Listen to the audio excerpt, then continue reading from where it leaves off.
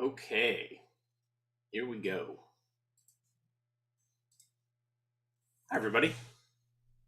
Hi, Virginia. Hey, welcome everyone to AV Geeks at the Hunt Library, not at the Hunt Library on Zoom and many other platforms today. I'm Virginia Ferris from the Special Collections Research Center at NC State University Libraries. And this is our 15th semester of this series partnering NCSU folks with Raleigh's AV Geeks to discuss vintage educational and classroom films. Skip Alsheimer, the founder of AV Geeks, is an NC State alum.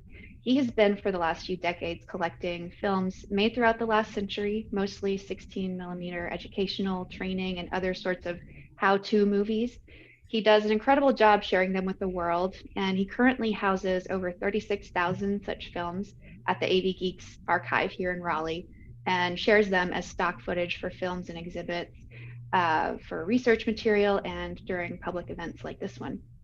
So today our theme is Too Many Forks, and I am our guest expert, though I am not an expert at all in table manners. I just know about one of these films, and I know something. I've done a little bit of research as a librarian into table manners, but I am my role at the libraries is the interim lead librarian for outreach, engagement, and curation for the Special Collections Research Center, where I work with our teaching program, with outreach events, and generally kind of spreading the word about the amazing, unique, rare, original materials that we collect at the Special Collections Research Center. So, and also just a reminder that over 200 of AV Geeks compilations are available for checkout from the libraries.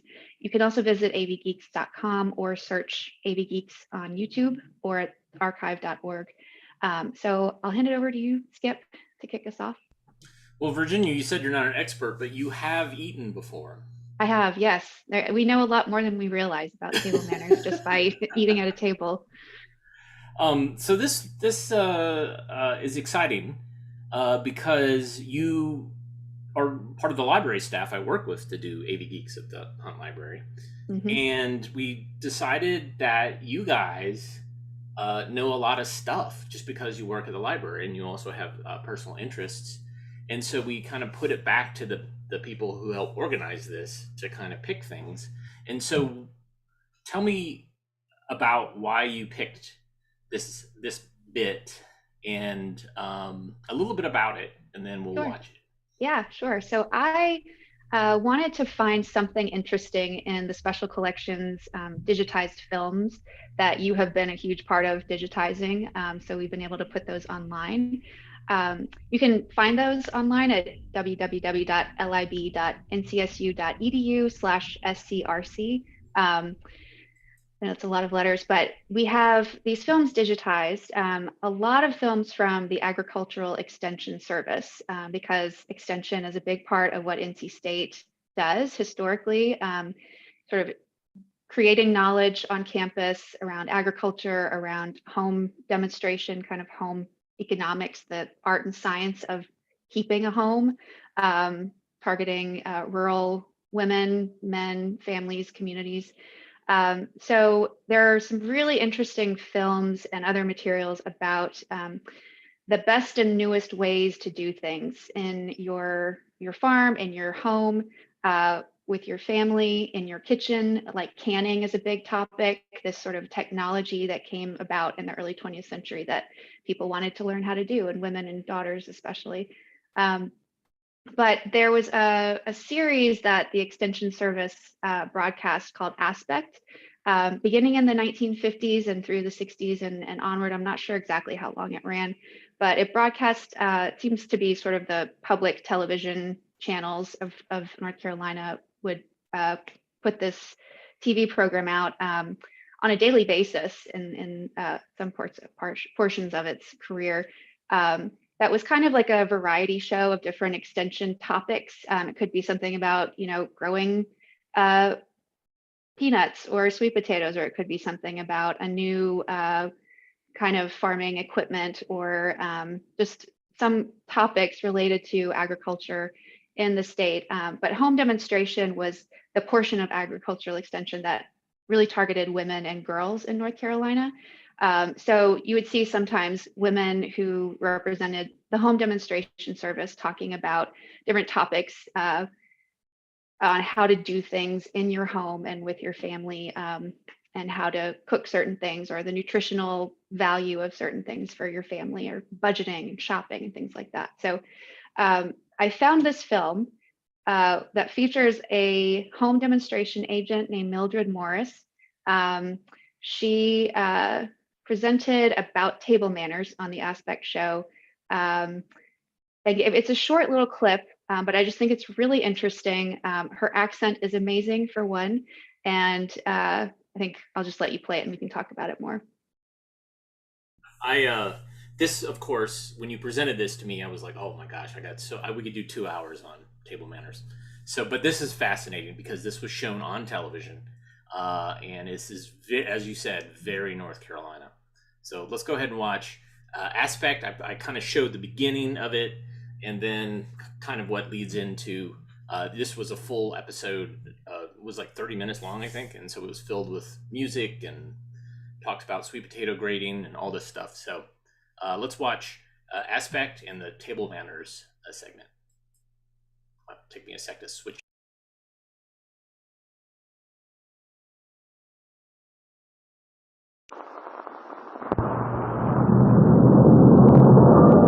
Aspect, relating the findings of research to the practical life of the agriculturist, the homemaker, the businessman, the consumer, the sportsman, and the home gardener. Aspect, revealing advancements in knowledge which mean a better way of life. Aspect, the crossroads of research and education. Aspect, produced by the Agricultural Extension Service at North Carolina State College. Now your host, Hank Wilkinson. Speaking of class, I sometimes feel like maybe I should be at the bottom of the class when it comes to manners. I'm talking about table manners. I try, but maybe I just haven't been informed what is correct. Maybe you have some questions on table manners. If you do, Home Economics Editor with the North Carolina Agricultural Extension Service, Mildred Morris, might have the answer for you. You know, sometimes I think you might be shocked if you saw your children eating in the cafeteria at school, or maybe when they visit one of their playmates for the night. I want you to remember that if you don't practice good table manners at home, then I'm afraid we'll forget them when we go off visiting. Today, I want to talk to you just a few minutes about some of the things that we often think about. Now, I want you to remember, if you're a mother or father, that your child is watching you, the way you eat, the things that you do. So, unless you practice these good table manners, I'm afraid they're going to fail to do so too. One of the first things that I want to mention is that when you sit down at the table, sit down from the left side of the chair. And when you get up from the left side. This will keep you from bumping into the people who are sitting next to you. Then, about the next thing that you do is pick up your napkin. I hope that when you open your napkin, you don't pick it up and shake it open over the table before you place it in your lap. But if it is folded so that the edges are near the edge of the fork, pick it up and put it in your lap, and then let it fall open. I think that will help you a little bit if you'll try to remember that.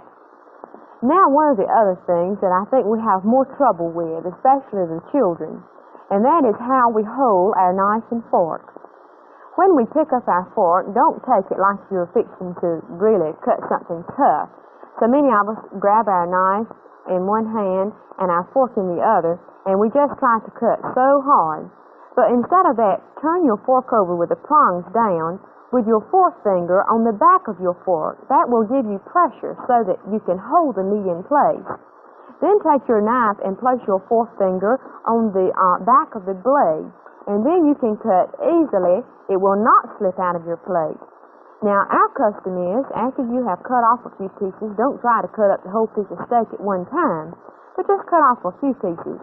Then place your knife either at the top of your plate or either at the side, with the blade towards the plate. And then you switch hands, of course, to eat. Don't hold it like this, but like this. You will look more graceful, and it's going to look better at mealtime. When you have finished eating, put all your utensils and tools on your plate. Do not leave anything on the table, especially after you have used it, because you do want to get everything back on the table before you finish. Now, there are so many more things that we could cover, but I hope that just these few things that we have mentioned you will remember. It's the same way with your dishes, to remember to not pour your coffee in your saucer, but to drink it from your cup like you're supposed to. We're going to keep mentioning these things. After you're finished, touch your napkin beside the plate. Do not wad it up. Then remember to get up from the left side of your chair. Put your chair under the table, and you have finished eating. Hope you'll remember this, too. I was listening, Mildred.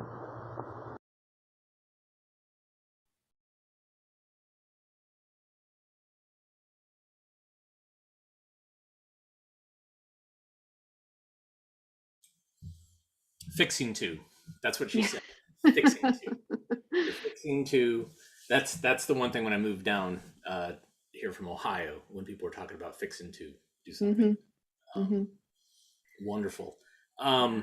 So why do you think I mean, this you might not know the answer to this, but why do you think it was so important to teach manners like that?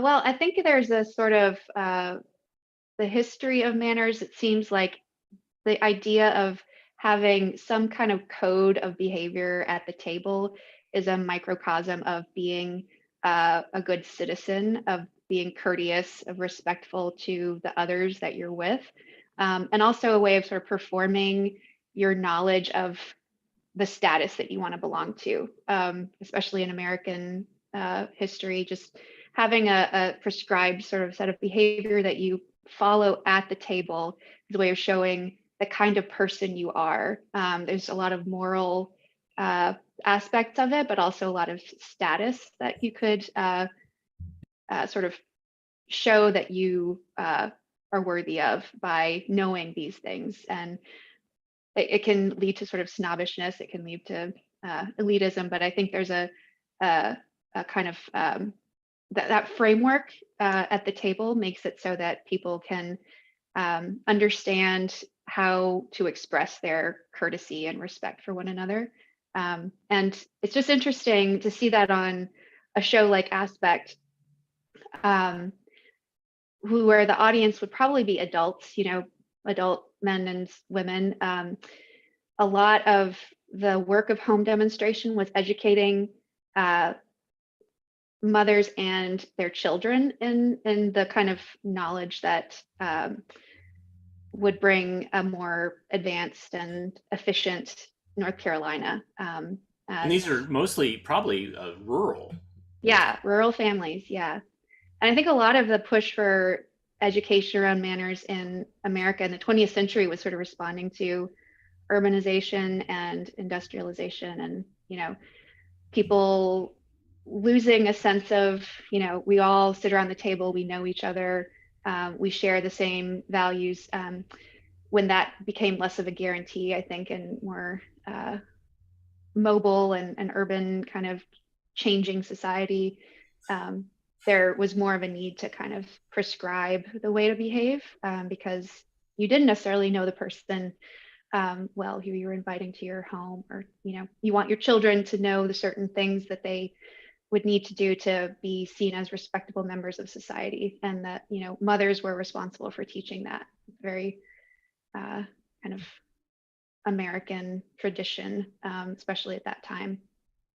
Changed, I think, since then, but it's just really interesting to see how like those two values of being courteous and being kind of sanitary are the values that underride all manners, education, and history, I guess, that we've seen, but they're expressed in different ways. So seeing how the little details of how you hold your fork, that's very specific to America at that time.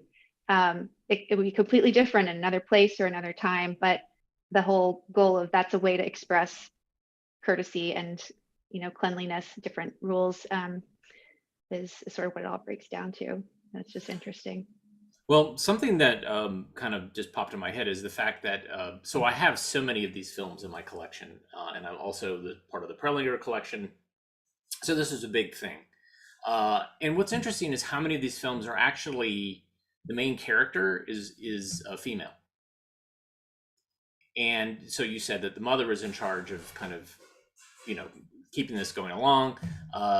Trevor, who is one of our folks, talked about going to Cotillion and it being run by a bunch of older women. So like they're maintaining the etiquette and the manners, keeping us civilized.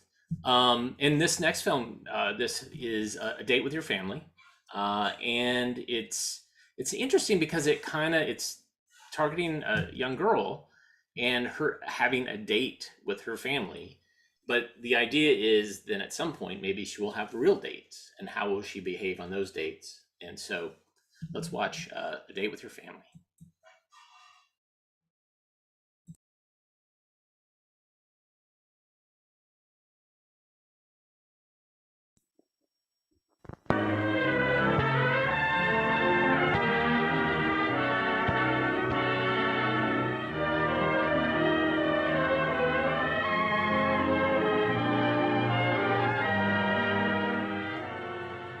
This boy and girl coming home from school look quite content with life. And why not? They're looking forward to an important date, dinner at home with the family. What's the matter? Doesn't that sound exciting to you? Well, to them it's a special occasion, as it has been ever since they sat down to dinner in high chairs. Why should they feel that way about something you take so completely for granted? Well, let's see if we can find out. First of all, daughter has changed from school clothes to something more festive. Dressing a little makes her feel and consequently look more charming.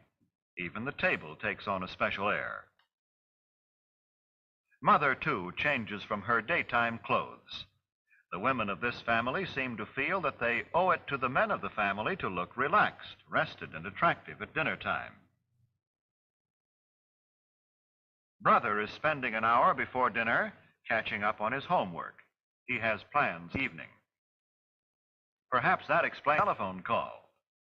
But he won't spend a lot of time on the phone either. When there are several members of the family to be considered, it is not a good idea for one member to monopolize the phone. And it is never good to allow telephone conversations to interfere with studies.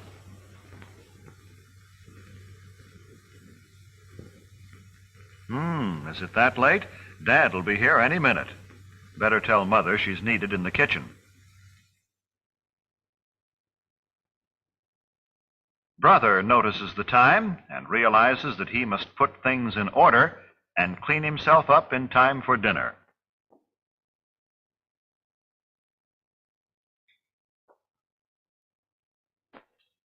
Hello there. Junior is always in a hurry, particularly for dinner. But first there's a cleanup job to do on this young man.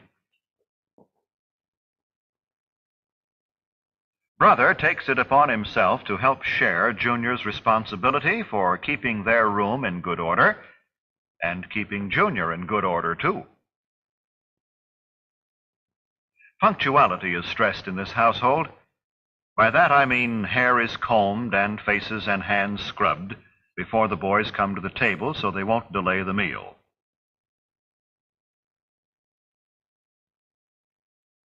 Now, mother and daughter put the finishing touches on the dinner.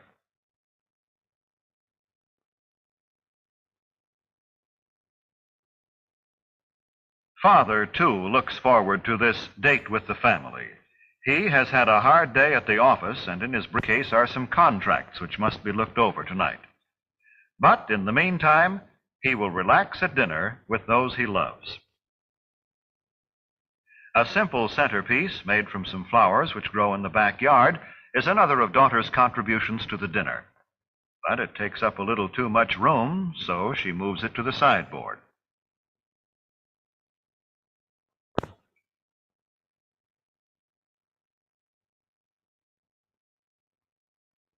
These boys greet their dad as though they are genuinely glad to see him, as though they had really missed being away from him during the day and are anxious to talk to him. This is the time for pleasant discussion in a thoroughly relaxed mood. They don't pick this time of the day to spring unpleasant surprises on Dad. If they have disagreeable news, they'll postpone the discussion until another time. And this is no time to dun Father for a raise in your allowance, new clothes, or argue about other financial matters. Ah, dinner time. Yes, Mother, Junior remembered to clean up.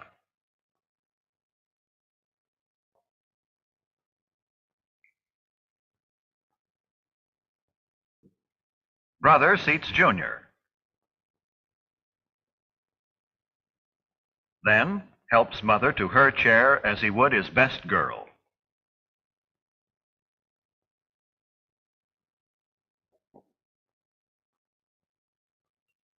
Well, the dinner date has begun, and they're all happy about it.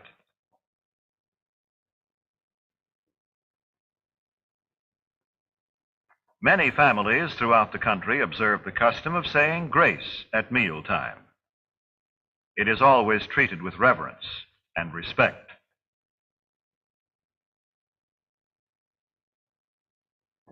Napkins on the lap, the family awaits service. They converse pleasantly while Dad serves. I said pleasantly, for that is the keynote at dinner time. It is not only good manners, but good sense. Pleasant, unemotional conversation helps digestion. Father serves Mother first, then daughter, then the boys. Don't worry, fellas, you won't get left.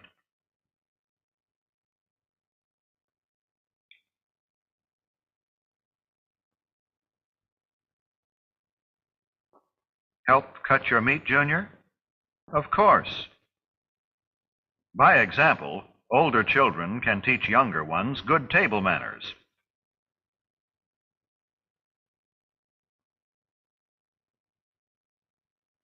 No one starts eating until Father has served himself. Always wait for the hostess, in this case Mother, to begin eating before you start.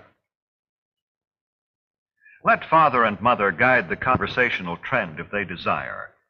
After all, they made all this possible and may want to talk over their day with each other.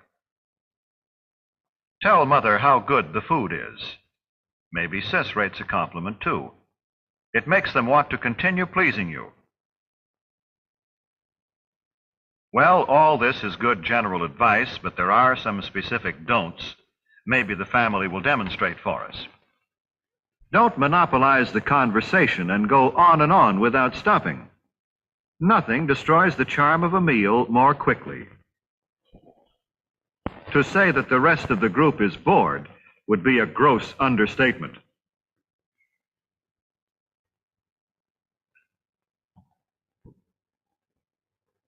Don't discuss unpleasant topics such as gruesome sights or sounds, or unpleasant occurrences. This is a time of pleasure, of charm, and relaxation, remember?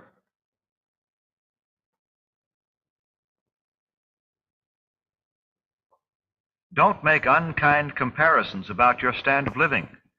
The dinner table is no place for discontent. It makes Dad and Mother uncomfortable and unhappy.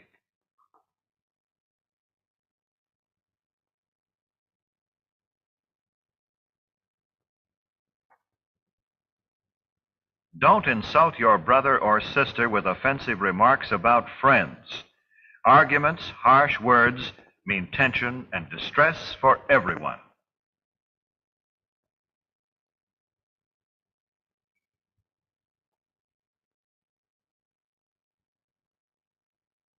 Do remember simply this. Treat the other members of your family with the same respect and cordiality you would show your most treasured friend outside the family circle. This does not mean you should be stiff or formal. With your own family, you can relax. Be yourself. Just be sure it's your best self. This is better.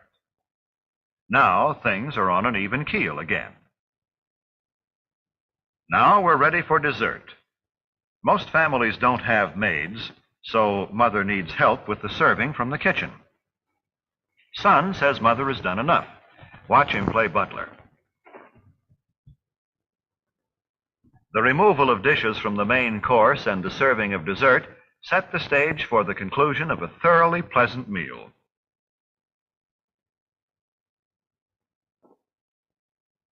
Do you begin to see now how a date with your family can be a truly special occasion?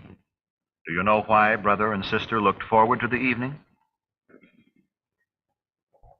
When the dinner hour at home is treated with a certain amount of graciousness and ceremony, it can be memorable.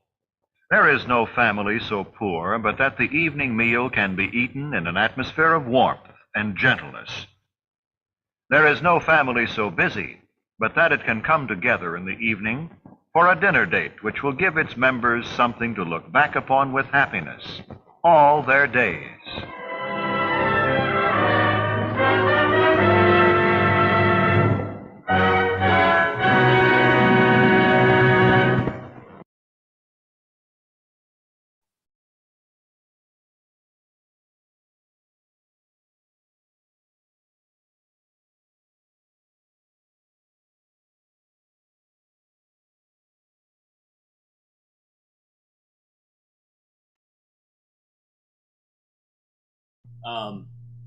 So what's interesting is I totally confused that film with another film I have that's very similar to it. Oh, really? It's made in the 60s. And I was trying to find the title of it, but it's basically this girl prepares with her family to go through what it's like to go on a date. And Oh, interesting. yeah. And wow. Yeah. I mean, this one is obviously wonderful and Yeah, I really love good. this one. Yeah. Yeah. And it's all about so when I show these films, I talk about that these are social engineering films, and that term may not really apply, but it's basically teaching you how to be social amongst your family, like be proper, and this is what dinner is about. Mm-hmm. And then when you go out to eat, that should extend. Or if you're at a dinner party, like what do you do? How do you behave? And this film is very much related to that. Yeah. But yeah, it's fascinating. Yeah. Dad eats first. The gender and the roles around gender are so such perfect examples of what the sort of 1950s ideals were for white middle class families. And watching it's just exactly what you'd expect, but the shock of hearing the women of the family feel that they owe it to the men to look relaxed and attractive and rested at dinner time, that there's this sort of expectation that it's the women's domain in the home to kind of create an experience that makes the men, whether it's your father, your husband, your brother, your son, find you attractive and feel relaxed and pleasant in your company. Not just about the food, but also the atmosphere. And the boys, the sons are also part of that. Don't bring up unpleasant conversations or ask for money or argue or talk about unpleasant things. This idea of just, not offending anybody, especially dad, because he's the income earner of the family. He's had a hard day at the office. Let's just keep it civil and easy and relaxed and charming. Those sort of values are just so clear in this film. And in some instances, I guess I've seen on sitcoms or dressing for dinner, the idea that that's what boys have to do, is they have to wash up and they have to dress for dinner, because this is a special event in the home. So this next film is a Cornet film, and Cornet is an educational film company who made thousands of educational films, and of course they have at least 3 or 4 films that deal with eating manners, but this one is really great because it's involves a little sci-fi thing to it, which is basically and this is, the main character is actually a young man, and he is visited by a college-age version of himself who comes to teach him about good table manners. And I like that they both wear the same sweater. There's Cornet, I call it the Cornet sweater, that there's a lot of people that wear that sweater. It shows up in a lot of films. And I've actually scanned the original camera elements of this film, and I can probably tell you what color the sweater is. Maybe while we're watching it, maybe I'll try to dig up and you will see what color the Cornet sweater is. But here is good table manners.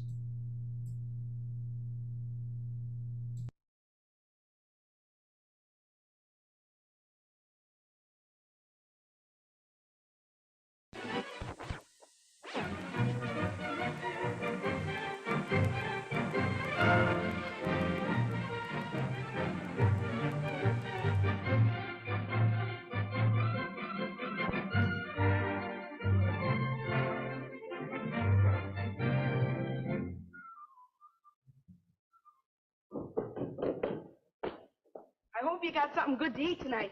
Hi, Mom. The coach really gave us a workout. Oh, boy, ham! I'm so hungry I could eat a mutual and see what he gave us to do. Sure. Huh? Could you serve yourself in a less athletic manner? Oh. Is this better? Jack, at least you could manage to be on time after your mother goes to all the trouble to prepare a fine meal. It's only common courtesy, Chuck. I know, but I couldn't help it. I was late home from school. Never mind. He did wash up and brush his hair. By the way, Chuck, I saw Barbara's mother downtown. That's quite a supper party she's planning. Is it this Friday? I'm not going. Why not? Do I have to have a reason? But all your friends will be there. I ain't calling, not Chuck, don't talk with your mouth full.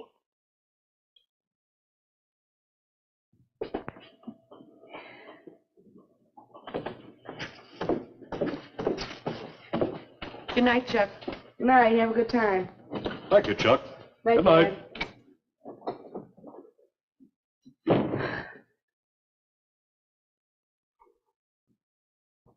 Oh, who wants to go to a supper party? You do, Chuck. Huh? Who are you? We're looking into the future, Chuck. I am the young man you are going to be in a few short years. Well, if you say so. And take it from me, when we're my age, we won't be turning down invitations. Maybe not. Tell me, why aren't you going? I don't know. I do. You're worried about not doing the right thing. Your table manners. Now you're talking like Mom and Dad. Look, you may not care much about table manners now, but when you grow up to be me, then you'll care. But why? Why does it matter? For several reasons. Look, maybe I can show you. Let's imagine the family at dinner with nobody minding his manners. Not very pretty, is it? Each person busy feeding his face, showing no consideration for the others. People become irritated, angry. No one can enjoy a meal like this. No. Mealtime is a time for pleasure and relaxation. It's the best opportunity the family has to talk together, exchange bits of news, make plans. When everybody eats properly, the meal goes better, and everybody has more fun. What's more, when we relax and enjoy ourselves, we digest our food better. And ask your doctor if that isn't important to your health. But there's more. What's that? How long now before you'll be going out to make your own way in the world? Not very long, I guess. And whatever you do, wherever you go, you'll want to put your best foot forward. Here, let's try another trick. Let's change that to a table in a restaurant.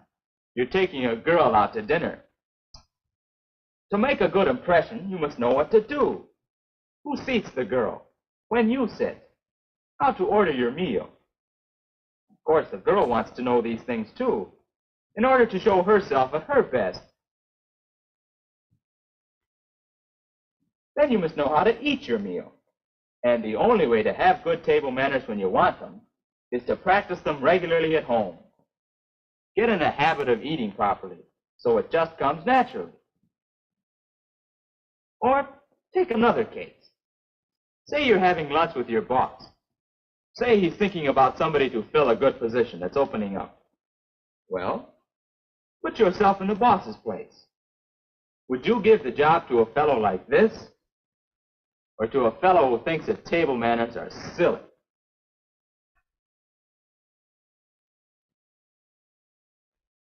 You see what I mean about putting your best foot forward? Table manners are important, because people judge many things about you just by the way you eat. All right, maybe so, but it's all so complicated. Is it? Look, there's nobody here. Let's try it out. What do you mean? Come on. Besides, that supper party sounds good. If we know what to do, I think we'll want to go. Well... Look sharp now. There. There is a place setting properly arranged. It looks all right, but what am I supposed to do? That's the question. Well, what would you do if you sat down to dinner and found 3 forks, like this? I'd probably end up with one left over and wonder what I did wrong. Not if you remember one simple rule. Always use silverware from the outside in. So, starting from the outside, use this for your salad, this for your main course, and this... Why, that one must be for the dessert. You see? It's easy. But there's something funny here. Doesn't the butter knife belong here? Well, the book says either place. And speaking of the book, it wouldn't hurt you to use one sometime and check up on any points that you're not sure of. Sure, we have some books in school, but I'll have to be careful who sees me reading it. Don't worry, you can manage that. And now to use these things. Let's have some food. Say, it's too bad you've just eaten. Yeah. Excuse me. Things will be easier if you'll remember that in eating, there are 3 kinds of food. Finger foods, fork foods, and spoon foods. Now, clean dry foods, bread is one of them, are finger foods. But when you have something that's messy or sticky, you better use a fork. Yeah, like a cream puff? That's the idea.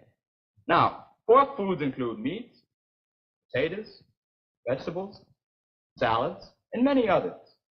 There's a right way to hold a fork, and this is it. Don't put onto your fork any more than 1 mouthful of food. Oh yes, after you've placed food on your fork, if you decide to talk, lay it down until you're ready to eat. It looks better. And this is the way to park a fork, after you've used it. Not propped up on the edge of the plate, huh? That's the idea. Here, now you try it. Okay. Now with some fork foods, we need a knife. Let's see how you use it. The folks say I do it wrong.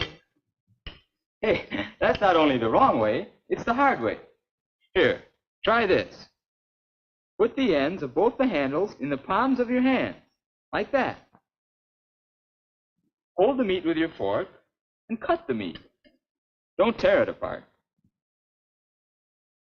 Say, this is better. You see? Good table manners are just common sense. Is that right? Yes, that's the way most people in America handle their knife and fork. We don't have to worry with the European method. But now, after you've finished eating, I have. you place your knife and fork this way to show that you have finished. But what about spoon food? Oh, yes. All right. How do you manage soup? Hi, you don't fool me on this one. You never tip the bowl, and you dip the soup away from you. Not too much in the spoon, and you eat from the side of the spoon. Precisely. And now, would you care for some turnips? Oh, turnips. You know I can't bear. No, thank you. That's the idea, Chuck. Courtesy, consideration for others, common sense. That's what table manners are. You mean that's all there is to table manners, just what we've talked about? Oh, no, but you already know a great deal.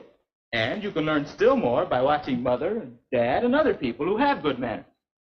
But the main thing is... The main thing is to practice at home so that table manners will come naturally and I won't have to think about them when I'm out. You can't miss. Oh, let's do the dishes. Mother should see that. Well, Chuck, are we going to that party? Sure we are. We are? That's right, Chuck. We are going to the party. You can't see me any longer, but remember, I'm the fellow you're going to be. So I'm interested in seeing that you always make a good impression. This really isn't hard, is it? You know what to do. That's right. Ladies first into the dining room. And now what? Right again. Find your place and remain standing.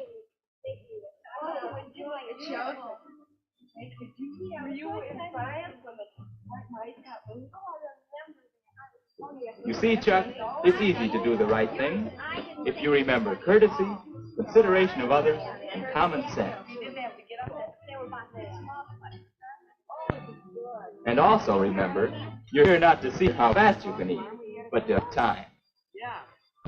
Well, our boy is doing all right. Don't you think so? Don't you think you can do the same?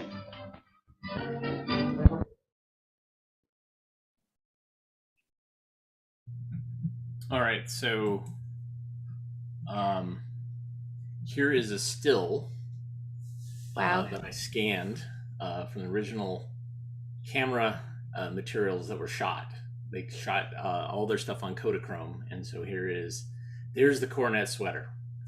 That's so cool. 2 of them, and that sweater shows up in multiple Cornet films. And it's not those actors that are necessarily wearing them. So I don't know if they just had kind of a bunch of clothes that they set up for people or what the deal was with that. But yes.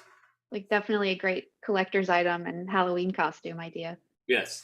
A Halloween costume that only 10 people in the whole 2 planet. people would know. Yeah. So your mom, how are you going to teach your kid about table manners? My daughter is almost 2 years old, and we're just happy if she doesn't throw it, feed our dog. Like there's a very different kind of expectation. I think just teaching her by how we eat. And I think that what's important for me to teach her is just showing gratitude and appreciation. That's sort of what I learned growing up is, you thank the person who made the food and, you don't make a mess. That's sort of like the rules I was taught. But I think there's so much I don't want to teach my daughter about sort of repressive, fear and shame-based table manners education that many generations did not get. It's a lot of fear and shame. If you don't do it the right way, you are uncivilized and you're not going to ever get a job or find a mate. That's sort of the promise of good manners is success in life, in business, and in personal life. And it's just it's a heavy load. That's, not necessarily a guarantee, obviously. So where did you learn table manners? Did you learn it from the family, or were there outside sources that influenced? Yeah, I learned it from my family, and it wasn't a big focus in my kind of mom, dad, and myself, a little nuclear household. But my grandmother, my dad's mother, was more serious about teaching it. I remember I was maybe like 7 or 8 years old. My best friend and I stayed with my grandmother for a few weeks in the summer, and she had sort of a mini etiquette boot camp for us at the table. She had a little bowl in front of each of our place settings where she'd put like a dime or a nickel anytime we did something right. Like if we didn't have our elbows on the table, or if we didn't like pick our nose. It was a pretty low bar. But she tried to teach us, it wasn't a formal thing like you set your fork this way, the way a lot of these films showed. It was basically just don't embarrass me when you go out into public kind of education from my grandmother. And her big thing was like writing thank you notes. That was, it's not table manners, but she really, really impressed that upon me from a young age. And so she was sort of the role model I always looked up to as how to be and, how to show respect and not offend people at the table. But yeah, I think it's the kind of thing that you don't really consciously learn in most situations. And there are schools, there historically have been charm schools and finishing schools, and there are things called protocol schools now that you could find. There's one in North Carolina, they're around the country, that focus on like teaching etiquette for professional settings and creating, more success and opportunities for people by teaching them etiquette. That's the idea. But I think so much of table manners in international, if you travel, yeah, exactly. There's sort of different criteria and cultural sensitivity and manners. But so much of it is just, it's ingrained in us. We don't even realize that we learned it. It's just the way that we sit down, the way we serve ourselves, the way we talk at the table. There's certain topics people like to, some people would want to avoid, some others don't really care. And it's very subjective and context specific to,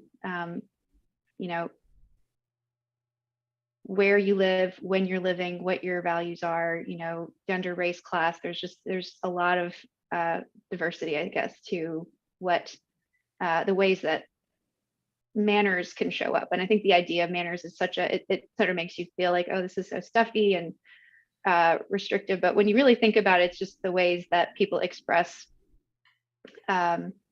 respect, courtesy, avoid bad hygiene and sanitation issues, but also show how they aspire to be. I think that's the sort of aspirational aspect of manners. So it's easy to sort of be like, manners are outdated idea, but I think that's not giving enough credit to how like you actually have internalized a lot of it, and you're teaching people all the time just in the way that you behave at the table. It's just sort of a cultural expression that none of us can really control how we express the ways that we've learned it. But it's fascinating to really think about it and look at it in different time periods, like these films. Oh, I don't hear you. We're experts on manners, but I did ask the people watching if they had questions for us. And the first one I'll take, which is, why did Cornet shoot in color if the films were distributed in black and white? Or were there black and white and color versions? Kevin asked that. And yes, there were color and black and white versions. The color versions were more expensive than the black and white versions. What's interesting is many of the color versions faded because they used a cheaper film stock, and the black and white looks pretty good. But they shot in color for that reason, that they could do either. The next question, you may know, Virginia, maybe, but I know you kind of glossed over a book about etiquette. Somebody asks, when were table manners heavily implemented? They mentioned the 50s and 60s. Is that the main time period, or was there let's just say in the United States?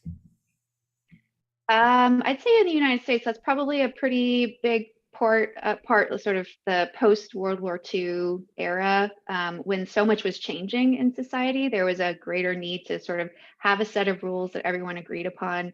And especially kind of historically with table manners or any sort of prescriptive behavior standards, tends to be the people who are aspiring to that status that are are most interested in learning and imposing that on their families or their communities.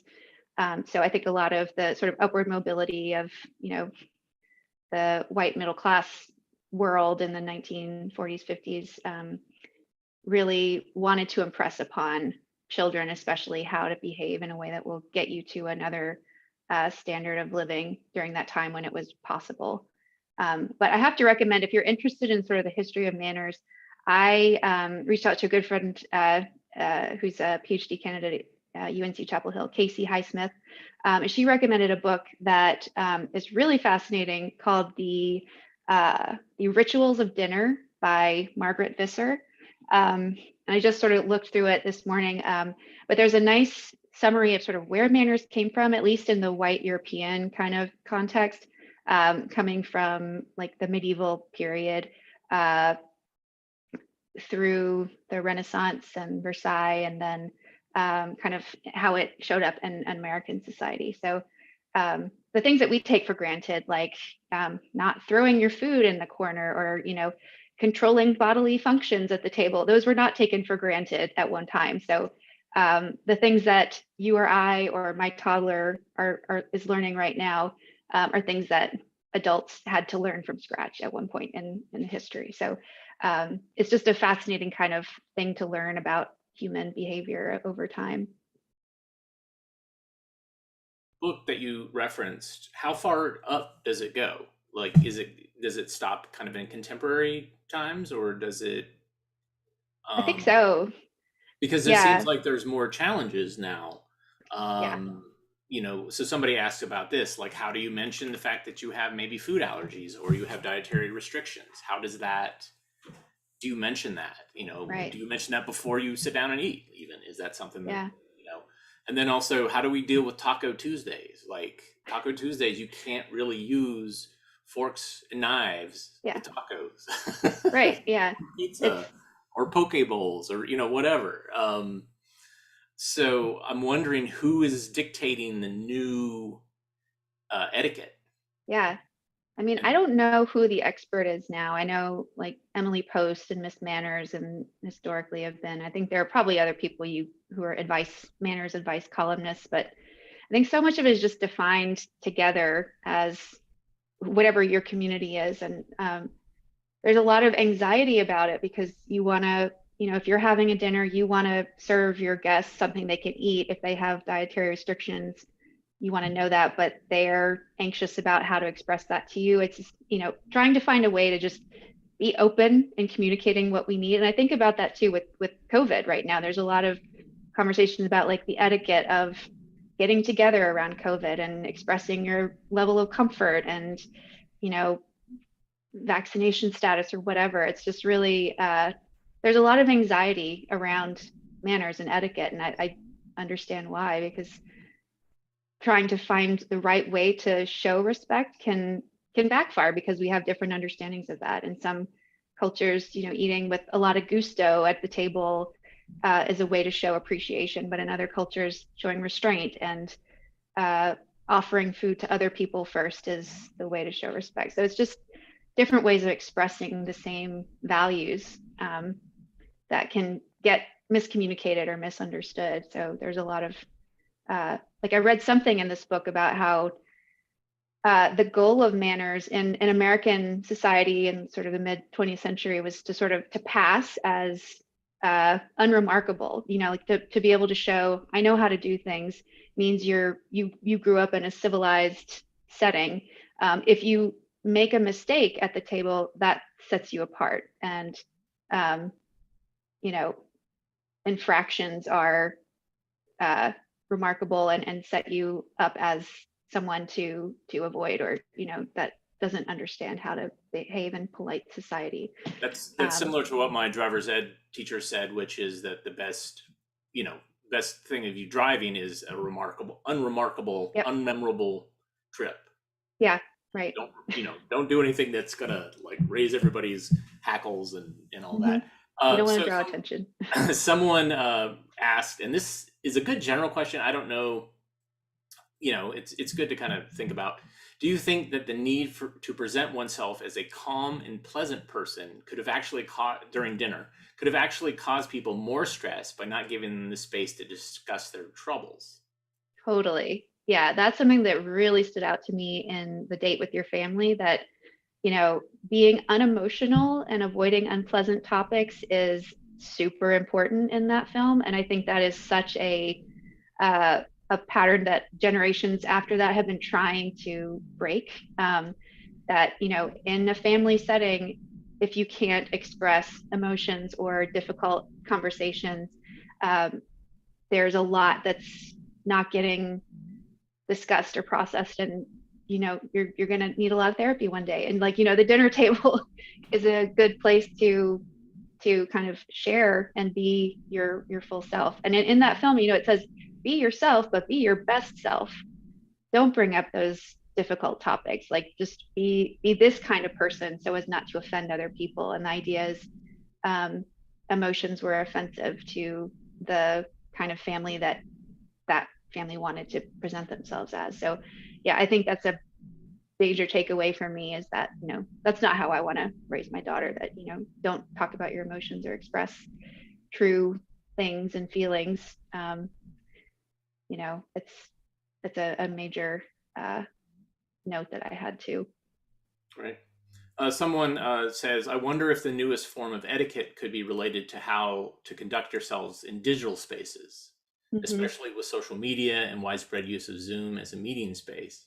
I mean, certainly there's faux pas in Zoom all the time. And, trying to come up with a level of, I don't even know, do people eat on Zoom? Honestly, I looked up, when I was looking up like the protocol schools, there's a blog post on one, I think it's the North Carolina Protocol School, about etiquette on Zoom. And one of the points is, don't eat. No one wants to see that. It's just some of these things I don't agree with, but I think it's so telling that that's what we want to know, like, how should I behave in this new setting? Because I need rules to feel comfortable. I want to know what the right thing to do is. And not everybody does, but like, that's just a human instinct to say, how can I show up and be heard effectively without distracting from myself by making some faux pas. Right. So yeah, I think there's a lot of conversations about, Zoom etiquette and things like that. They're very specific to this time we're living in. Yeah.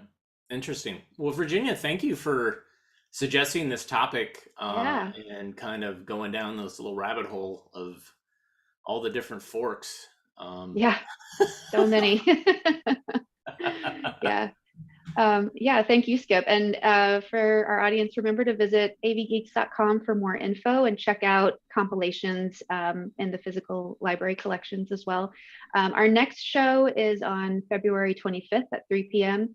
And our guest will be Justin Haynes, who is a university library technician in the library's makerspace.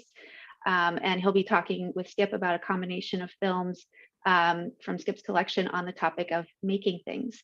So tune in then, and until then, you can watch previous episodes of our AV Geeks at the Library shows through the library's website. Thanks again so much, Skip. Thanks so much. Have a good weekend.